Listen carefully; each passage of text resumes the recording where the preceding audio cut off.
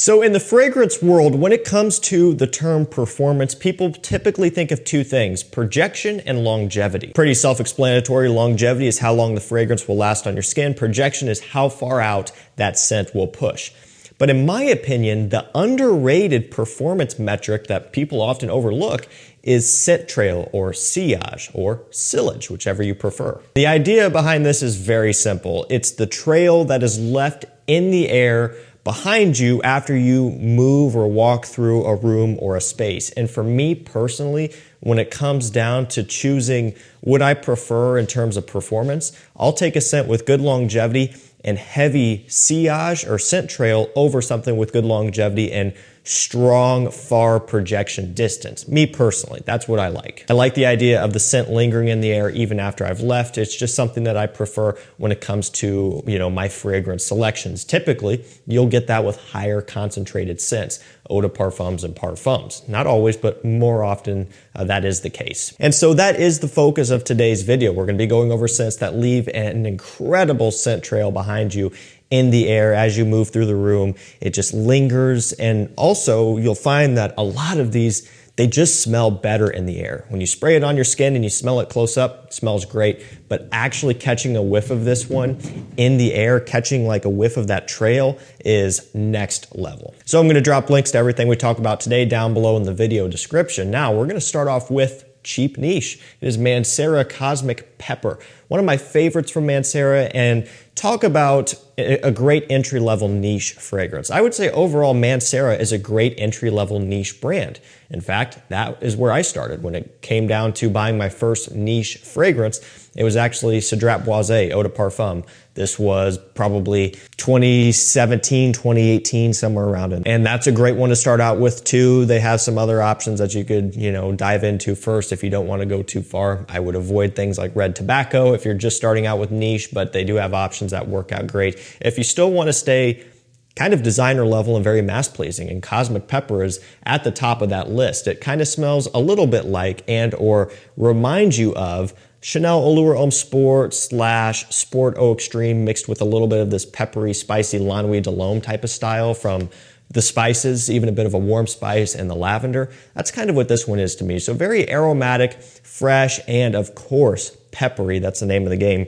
It is peppery. It is spicy, no doubt. As I mentioned, this stuff is very affordable. All of the Manceras are. When it comes to discounters, you could typically get them for around $80 on average at this point, and that is 120 ml.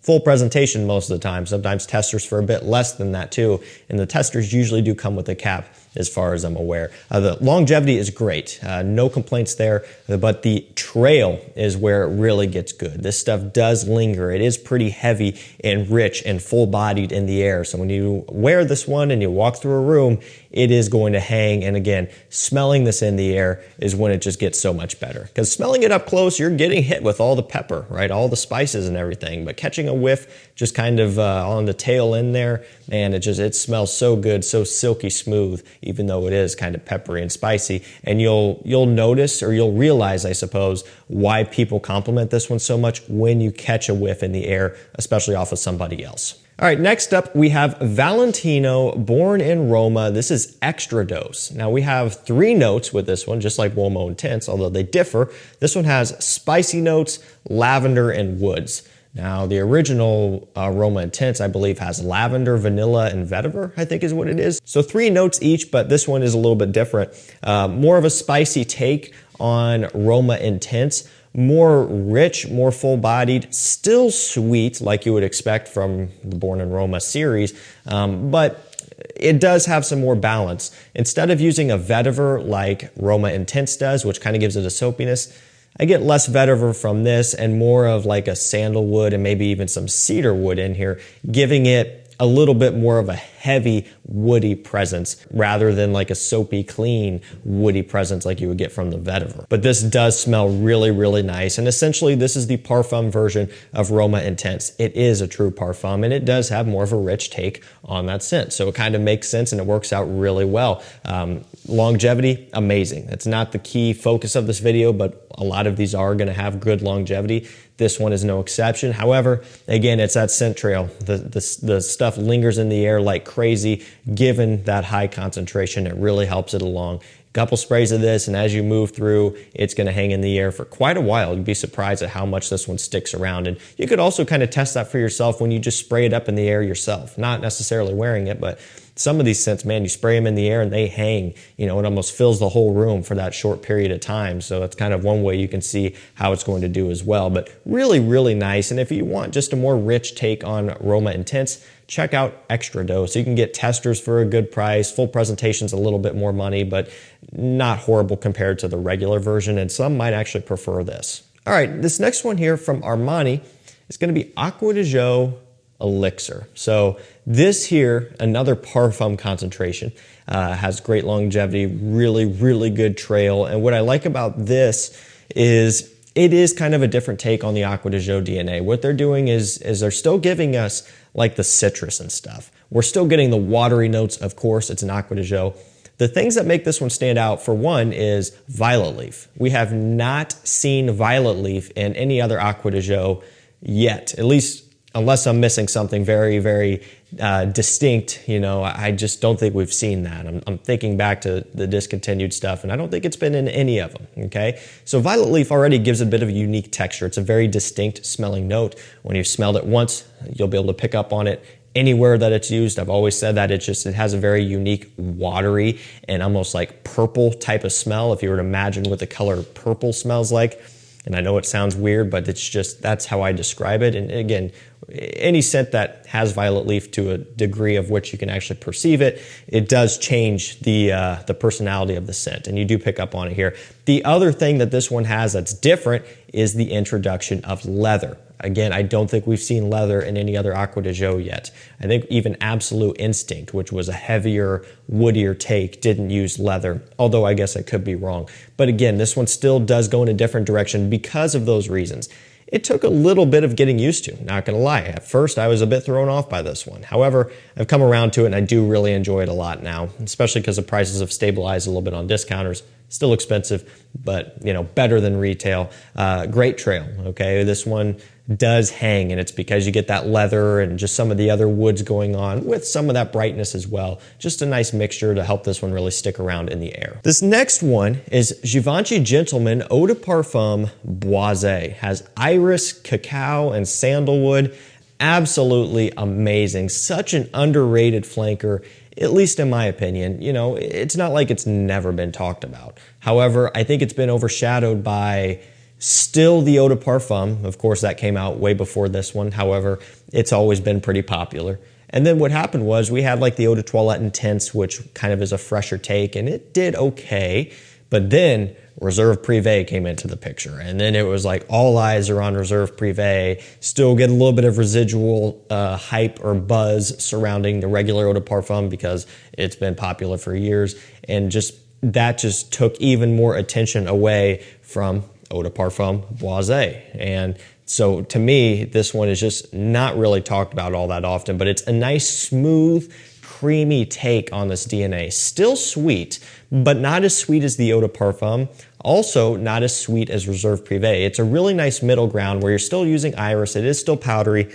Has this kind of chocolatey, dusty cacao note in here, which smells absolutely delicious.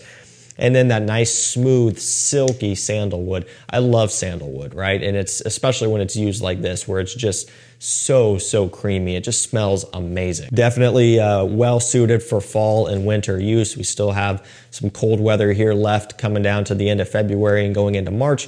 Honestly, this time of year where it's not freezing cold, but it's not warm or like hot, is a good time of year to wear something like this, because it does have that balance of, a little bit of a lighter feel, but not what I would consider to be a fresh scent by any means. Nice longevity, not a beast mode scent in terms of longevity like a lot of the others that we've covered so far. However, the trail is amazing. All right, now let's go ahead and move on to something for summertime. We have Versace Eros. This is the energy version. We've got lime, lemon, grapefruit, blood orange, bergamot, and musk. Man, it is such a bright, punchy, sour, head-turning scent. This one is long overdue, in my opinion. It took them a very long time to put out a summer version of Eros. It's almost like they tried to tease us with it a little bit with flame, it's not like summery, but they did throw in some orange. They still kept it on the sweeter end of things, but they kind of toyed with the idea, almost made it more of like a spring-oriented version of Eros, whereas EDP Parfum, probably more winter-leaning and fall, in my opinion. So it's like they were working their way up to it, and then they released Eros Energy, which is full-blown summer scent from start to finish, and spring as well. And you'll notice that when you smell this one, it will remind you of a couple things. Maybe a little bit of a Mont Blanc Explorer / Creed Aventus type of smell.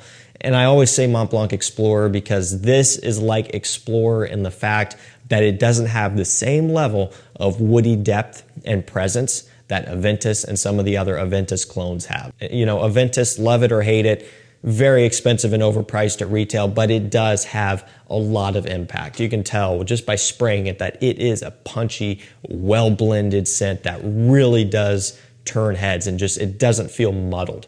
A lot of the clones have done a really good job at also doing something very similar.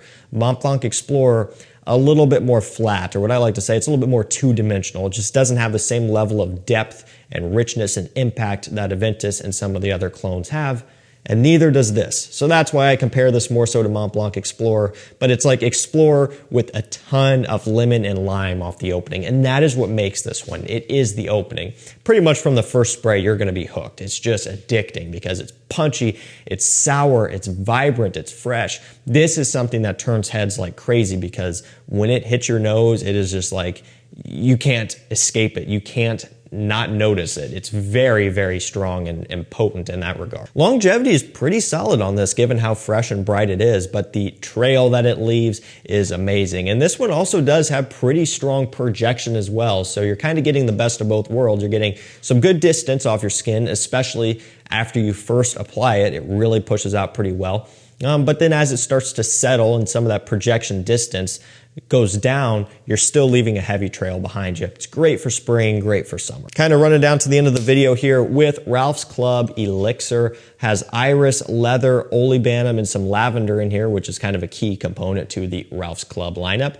Goes in a way different direction, as you could probably tell by the note breakdown. You know, if I were to name off that entire note breakdown or list off that entire note breakdown and didn't tell you or didn't show you what this was, you probably wouldn't think of Ralph's Club, right? Because you are missing a lot of like the sage, like geranium aromatic focus that regular Ralph's Club has, both in the note breakdown and the scent, because you really don't get a ton of that. Now you still pick up on a little bit of the aromatics for sure. It's just not as full-blown aromatic and fresh as the other versions. This is one of those scents where on paper maybe it just kind of looks like too good to be true because you see, oh, it's got the iris and all these other notes that look very interesting, but it's a Ralph's Club. Are they actually going to live up to those notes and really represent them in that type of way? And they did. I can say that they 100% did. It is a very impressive release. If every other Ralph's Club scent so far to you has been mid, just not all that good, this is one that very well could be something that you really enjoy. And also great longevity here from this one too, given the concentration, but the scent trail in particular is really, really exceptional. And this last fragrance is one of those scents where every time I have smelled it since I got it, I've liked it more. And that doesn't always happen, but it has from time to time. It's Azzaro Forever Wanted Absolu. So this one has whiskey, vanilla, incense, woods, and amber. Man, that is so, so fantastic. I love the smokiness that it has. I love that strong woody presence. You don't smell the whiskey right now, but when you spray it, you do pick up on that whiskey off the top. Nice, bright, vibrant whiskey, boozy accord. Gets into this smooth, woody, almost slightly gourmand, leaning dry down. It smells fantastic. Almost has this kind of, not coffee smell, but kind of like a chestnut type of smell a little bit, which is a very common thing that we're seeing these days here. But beyond that, it has something a bit different about it, which is hard to describe until you really smell it. But again, I love this stuff. I liked it from the very first spray, and then each time after I've gone and I've smelled it, it's just been like, that is so, so good. Again, I love Elixir. I still think it's amazing, but this one here is a different take for sure. It's quite a bit different. You know, they are not what I would consider to be similar at all, which is a good thing. You don't want redundancy, and we don't have it here. This one really does stand out compared to the rest of the lineup. Just super, super impressive. Very, very strong. Like to the point where I think I already said this, but I was wearing it with my wife, and it was like, she was like, it smells good, but it's just way too strong. We were in the car, and I did a few, probably too many sprays because I was testing it, and yeah, it was definitely pushing out and filling up the whole vehicle to the point where, you know, a little bit headache inducing for her, not so much for me. I'm kind of used to it, I guess, but very, very strong stuff here. Smells amazing and is a good compliment getter if you don't overdo it. Alrighty guys, that's gonna do it for me. Some fragrances that leave an incredible scent trail behind you. These do tend to linger around quite a bit. I've got links down below. Thank you so much for watching. Stay safe, stay healthy. We'll see you tomorrow with another one. Take care.